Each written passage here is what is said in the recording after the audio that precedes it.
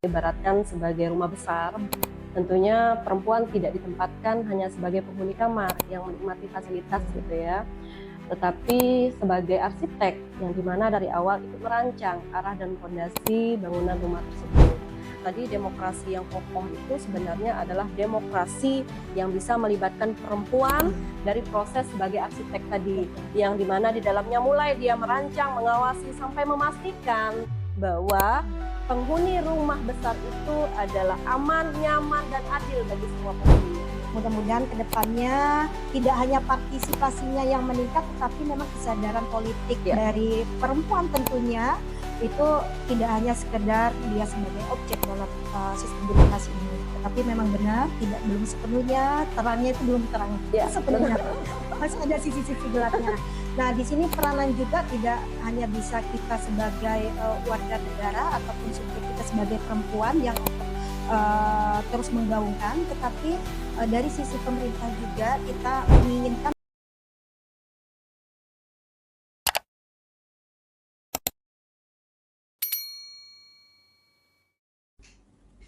Halo teman pemilih, jumpa lagi di podcast Rabu Cerudi, ruang berkisah KPU tentang cerita edukasi, demokrasi, dan politik. Bersama saya, Devi Oktonia, yang akan memandu acara podcast Rabu Cerudi pada hari ini. Nah, teman pemilih, hari ini kita akan membahas tentang topik yang sangat relevan, yaitu tentang perempuan. Seberapa pentingkah pendidikan politik dan peran perempuan dalam demokrasi, khususnya di Indonesia?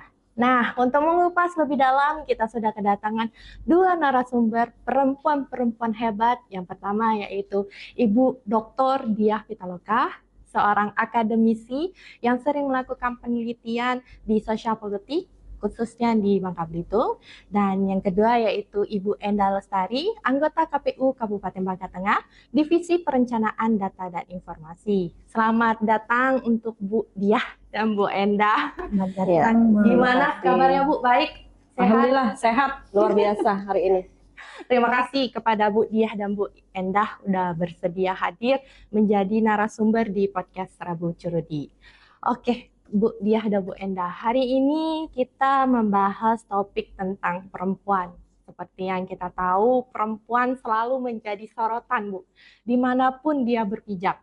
Entah itu di bagian politik, di proses demokrasi, semua pasti perempuan menjadi sorotan dan menjadi garda ke depan di segala bidang. Ketika kita berbicara tentang politik, pasti adanya pendidikan politik. Pendidikan politik adalah suatu fondasi dasar dari demokrasi. Nah, menurut Ibu Diah, seperti apa pandangan Ibu tentang pendidikan politik sebagai dasar fondasi di Indonesia? Ya, terima kasih. Saya panggil Mbak Devi ya? Iya, boleh. Atau Ibu Amoy itu ya? Boleh. Jadi baik apa yang disampaikan oleh Bu Devi yang terkait dengan bahwa pendidikan politik merupakan fondasi demokrasi, sebenarnya itu bisa dibenarkan secara teoritis dan empiris. Di mana kami dari sudut pandang akademisi tentunya ada dari teori ya yang berkaitan dengan kajian ilmu politik dan juga ilmu administrasi publik. Di situ ada hal di mana pendidikan politik itu benar karena kalau kita lihat hanya berfokus saat ini ya, sampai sekarang ini memang hanya berfokus kepada yang namanya pada saat proses pemilu, yang hanya mengenalkan partai politik, yang hanya mengenal kader-kader atau kandidat seperti itu. Namun lupa bahwa ada proses pembelajaran berkelanjutan setelahnya. Nah, disinilah pendidikan politik itu menjadi hal yang penting untuk bagaimana ada upaya yang sadar, upaya untuk membentuk ya kesadaran bagi warga negaranya, bagaimana supaya memahami yang namanya hak dan kewajiban dari setiap warga negara, kemudian bagaimana nanti masyarakat kita, warga negara ini bisa mengkaji isu-isu publik yang berkaitan dengan kebijakan-kebijakan yang boleh kita katakan harus bagaimana sih sebenarnya ya boleh dikatakan rasional lah ya dari kebijakan publik yang memang harus mengarah kepada keinginan dari harapan masyarakat itu sendiri.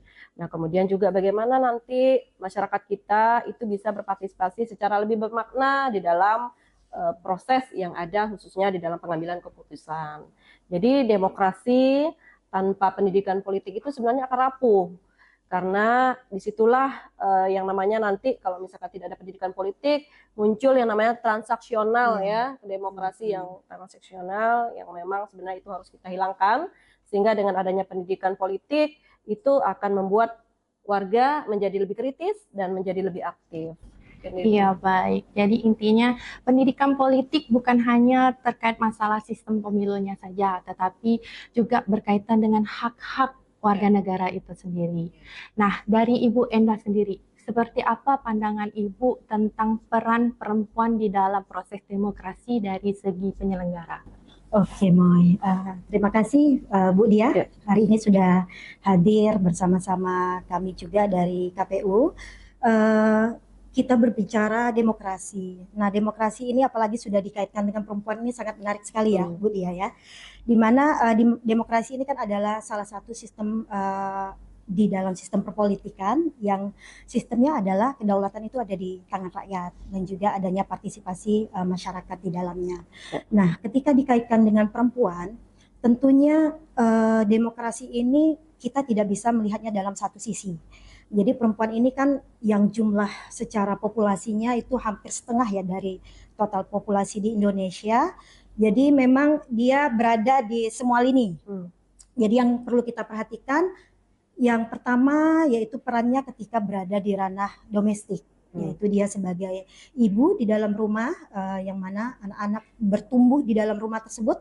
Jadi mulai dari hal kecil ini, ibu ini harus memang memperhatikan bagaimana proses demokrasi di dalam rumah tersebut dengan menanamkan nilai-nilai kejujuran, nilai-nilai integritas, sehingga nanti ketika dia bermasyarakat itu sudah menjadi punya fondasi dari keluarganya.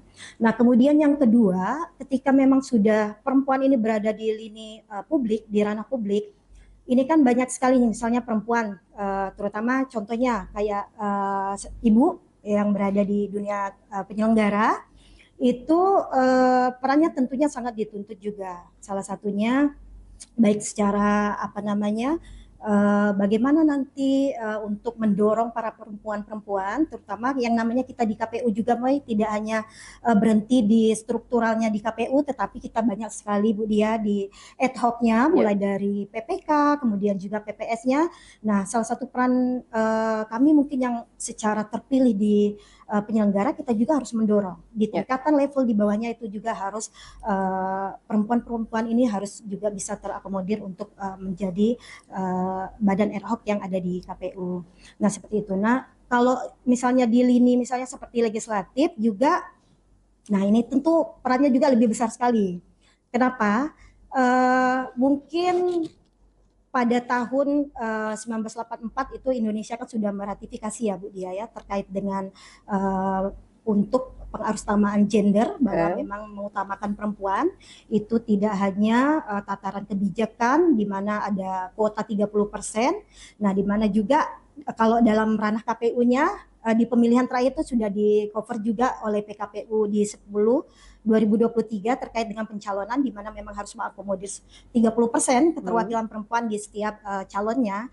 Nah, ketika sudah terpilih, ini peran mereka itu sangat luar biasa sebenarnya. Jadi tidak hanya sekedar dituntut kehadiran mereka ketika terpilih, tetapi mereka harus memperjuangkan bagaimana mengawal kebijakan-kebijakan yang pro gender seperti itu, Moy. Oke, jadi intinya kita sebagai perempuan harus menginspirasi perempuan-perempuan lainnya seperti itu. Baiklah Bu, kalau demokrasi adalah sebuah rumah besar, peran perempuan itu seperti apa? Apakah perempuan hanya sebagai penghuni rumah atau perempuan sebagai arsitek dalam membangun fondasi yang kuat dan kokoh?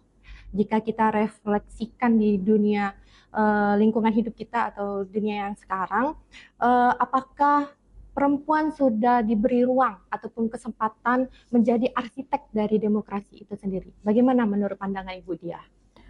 Dari kami ya, tentunya sebagai akademisi, kalau demokrasi kita ibaratkan sebagai rumah besar, tentunya perempuan tidak ditempatkan hanya sebagai penghuni kamar yang menikmati fasilitas gitu ya, tetapi sebagai arsitek yang dimana dari awal ikut merancang arah dan fondasi bangunan rumah tersebut.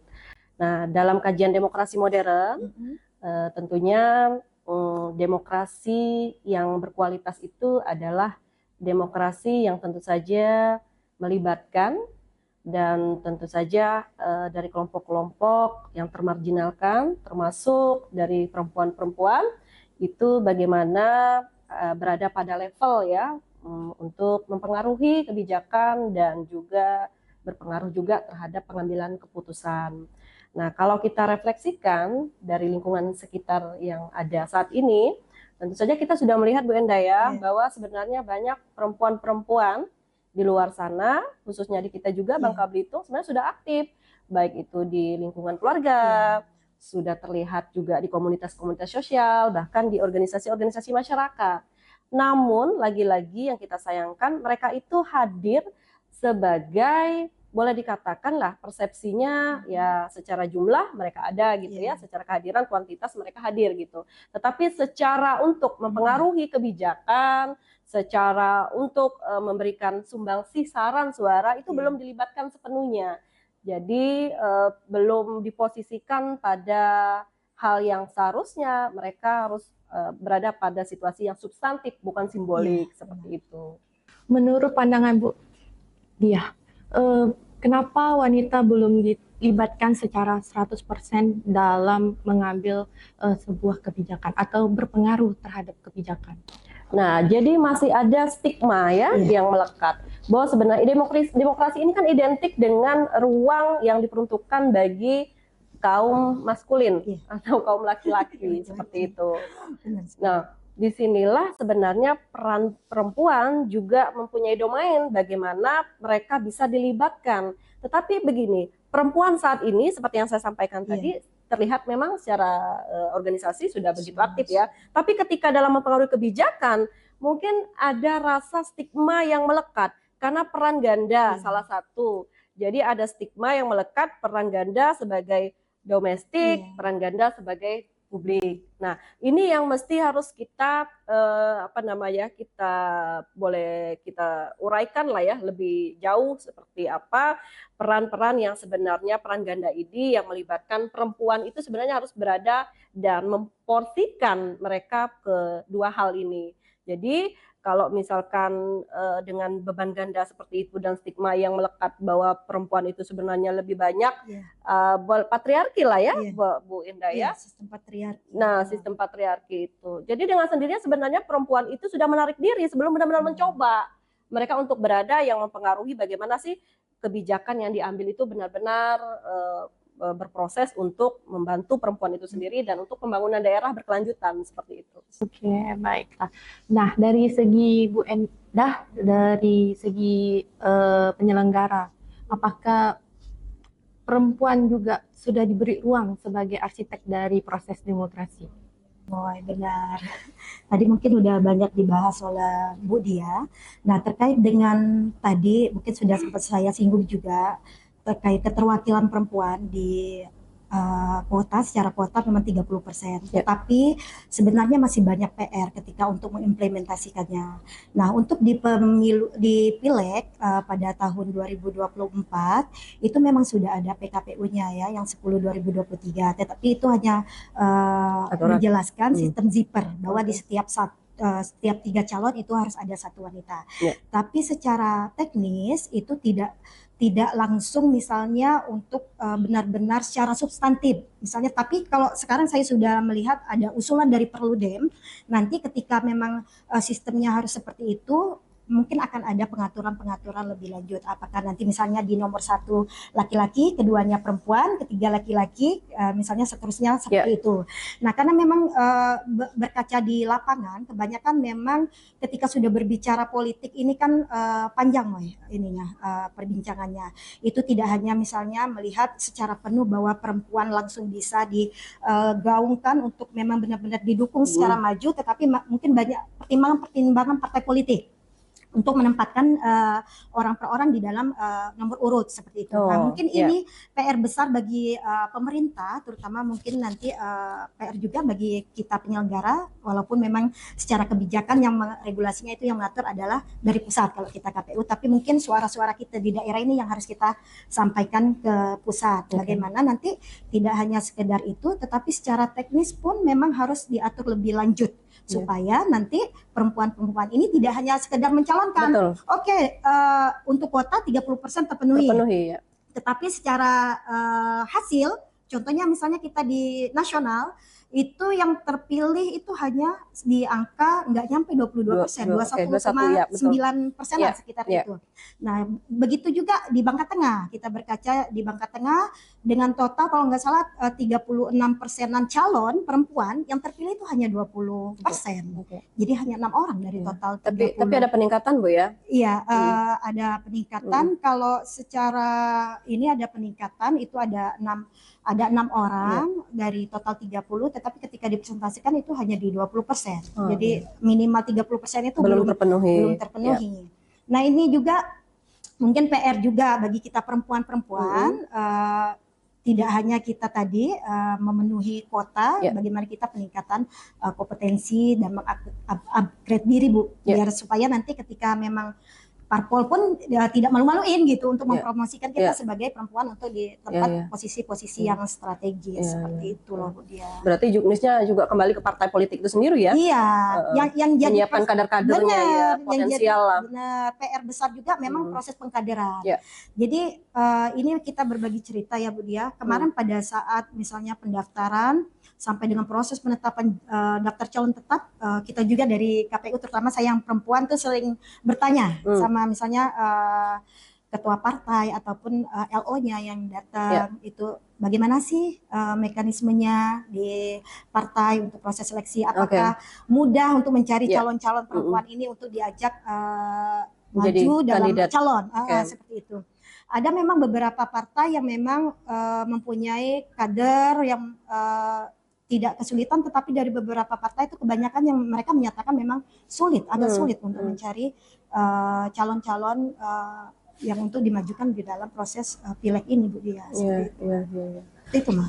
Tapi ini conclusion ya dari apa yang kita bahas tadi, bahwa sebenarnya kalau kita kaitkan sama sebuah rumah besar tadi ya demokrasinya, kita menginginkan ya bahwa kalau misalkan tadi demokrasi yang kokoh itu sebenarnya adalah demokrasi yang bisa melibatkan perempuan dari proses sebagai arsitek tadi, yang dimana di dalamnya mulai dia merancang, mengawasi sampai memastikan bahwa penghuni rumah besar itu adalah aman, nyaman, dan adil bagi semua penghuninya.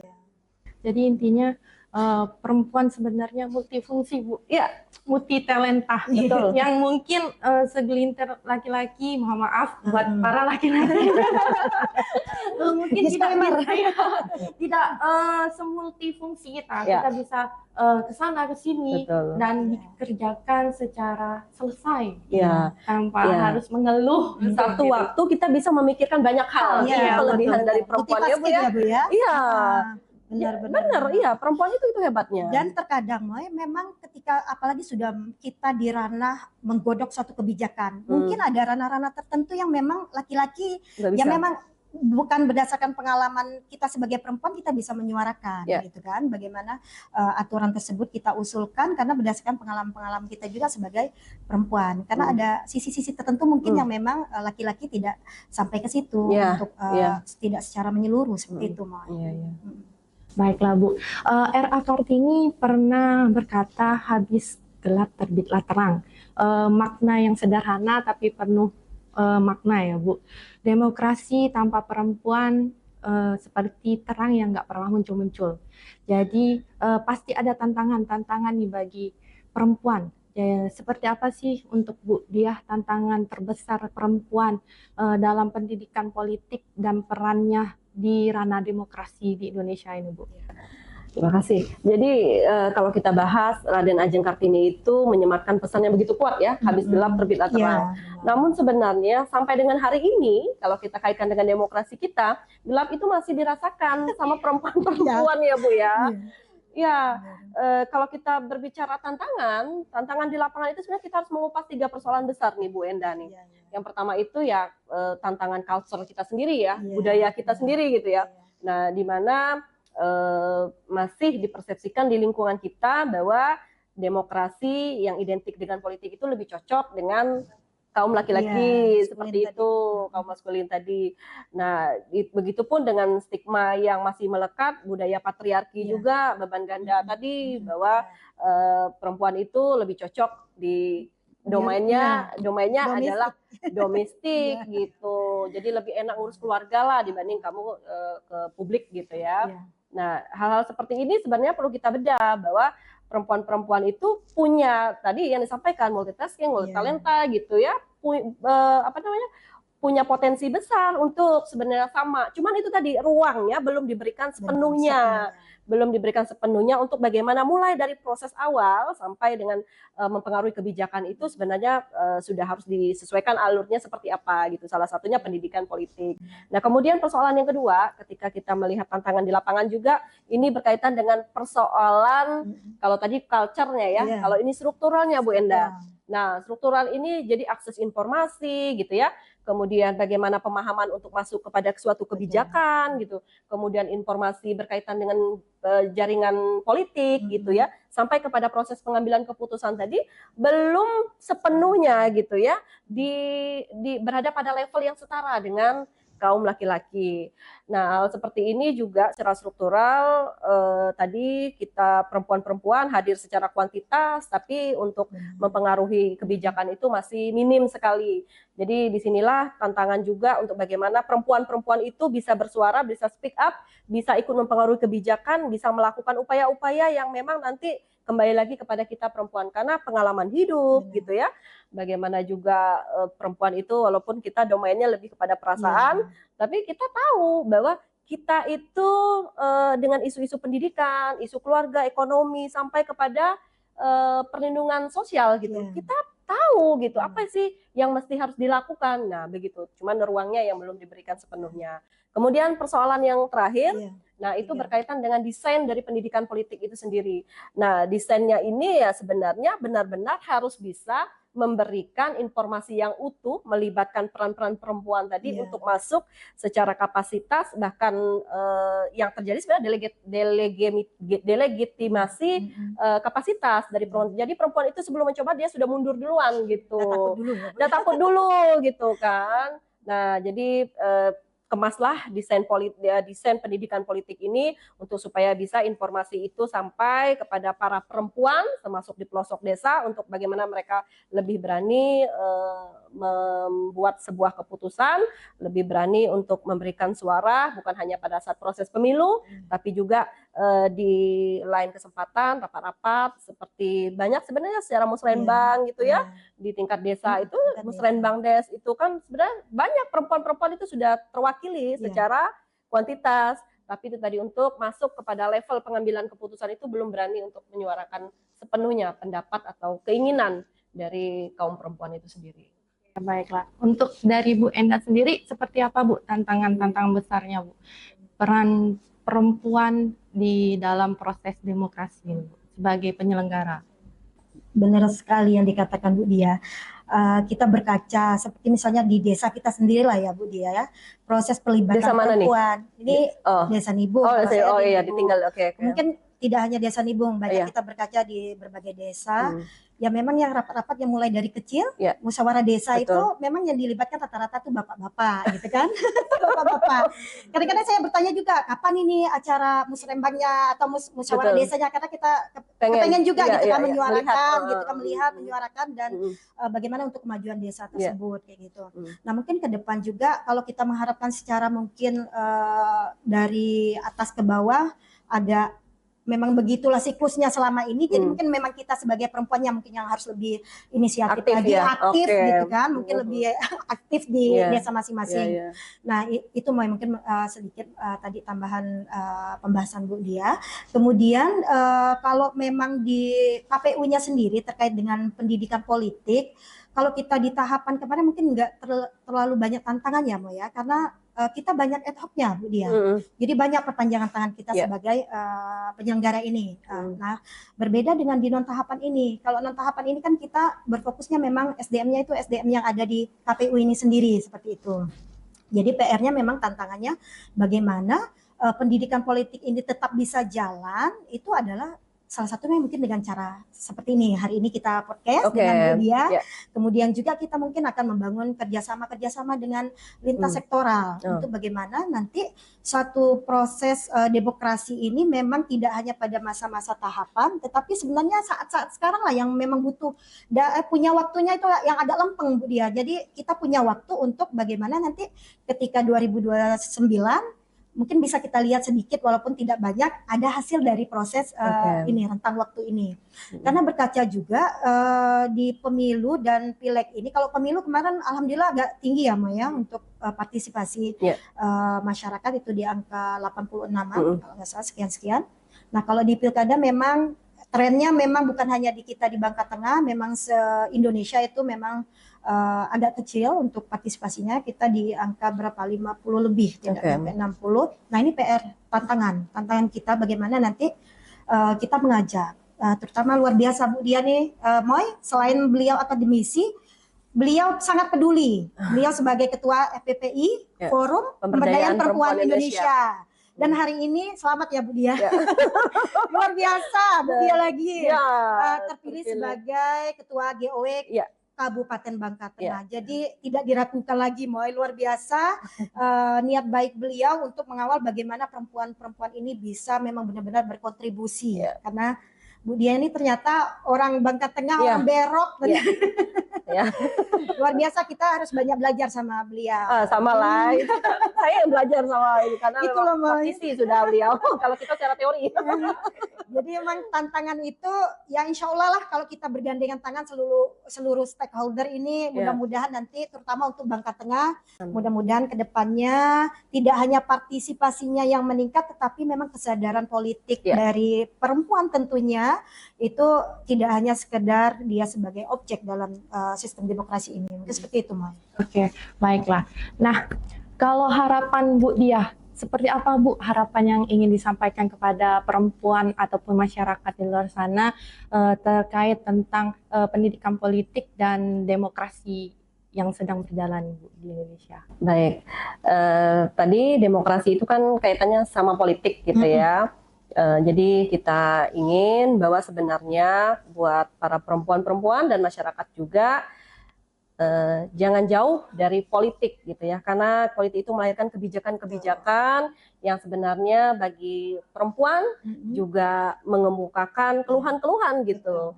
Jadi kalau misalkan kita tidak peduli, bersikap apatis, ya kebijakan itu yang boleh dikatakan kurang rasional ya, kurang menyentuh kebutuhan real yang ada pada masyarakat dan khususnya perempuan, itu nanti kurang baik hasilnya bagi warga negaranya.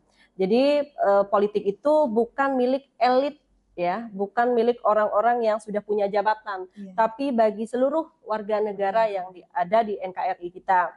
Nah, jadi kita ingin perempuan-perempuan ini mulailah berani ya untuk berbicara, dimulai dari lingkungan keluarga, kemudian masuk kepada komunitas-komunitas sosial, bahkan organisasi-organisasi seperti yang sampaikan Ibu Enda tuh. Kalau saya suka, kalau saya lebih senang mengenal karakter orang-orang gitu ya.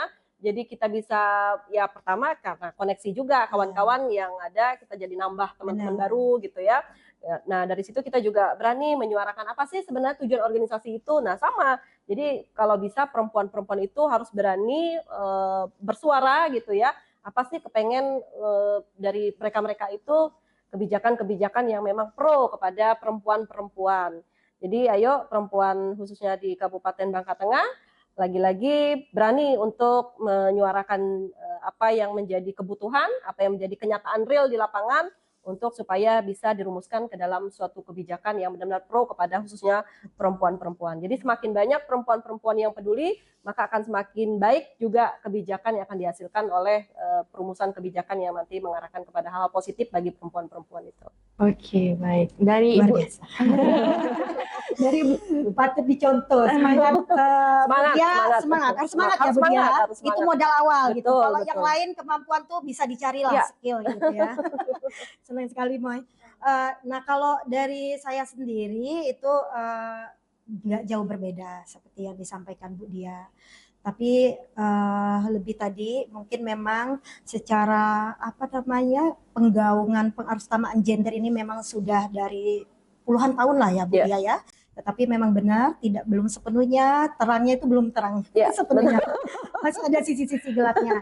Nah, di sini peranan juga tidak hanya bisa kita sebagai warga negara ataupun subjek kita sebagai perempuan yang untuk terus menggaungkan, tetapi dari sisi pemerintah juga kita menginginkan bahwa memang benar-benar ketika ini sudah mencoba untuk memang penerapannya memang benar-benar secara kebijakan mudah-mudahan memang lebih diatur secara substantif dan memang secara teknis memang benar-benar bahwa ingin memajukan perempuan. Karena mengapa yang perlu kita ingat juga affirmative action ini kalau secara teori dan secara memang tujuan awal ini adalah tindakan afirmasi, tindakan khusus yang memang hanya untuk satu waktu tertentu gitu Bu Dia. Jadi memang kita perempuan juga nanti ketika memang sudah dibuat regulasi secara baik oleh pemerintah, bagaimana perempuannya juga tidak usah lengah. Jadi harus tetap mengupgrade diri, mengembangkan potensi diri, sehingga nanti secara otomatis ketika kita sudah punya kompetensi yang baik dan kapasitas yang baik, insya Allah dengan sudah regulasinya sudah terakomodir dan kita pun siap untuk dimajukan, insya Allah kedepannya itu akan lebih baik, Bu, terutama dalam proses mengawal kebijakan-kebijakan yang pro gender perempuan seperti itu, mohon.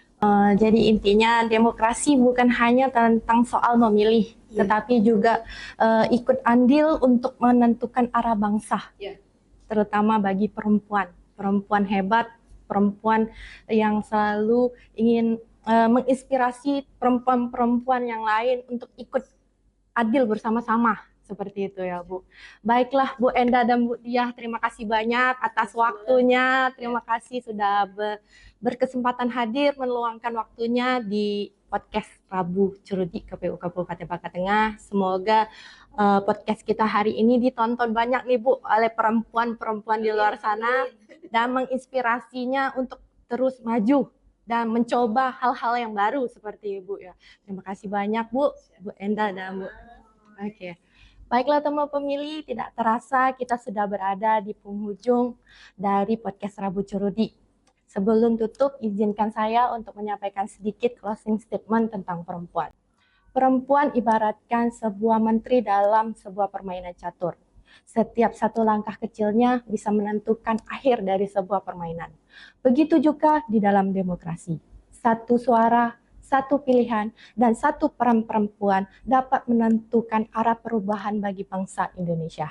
Ayo, perempuan-perempuan di luar sana, marilah bersama KPU Kabupaten Bangka Tengah untuk mewujudkan demokrasi yang bermartabat dan kuat di mana perempuan berdiri sejajar untuk menjadi kekuatan besar menentukan masa depan bangsa Indonesia. Saya Devi Oktonia, pamit undur diri. Sampai jumpa dan terima kasih. Terima kasih Ibu. Terima kasih. Dadah.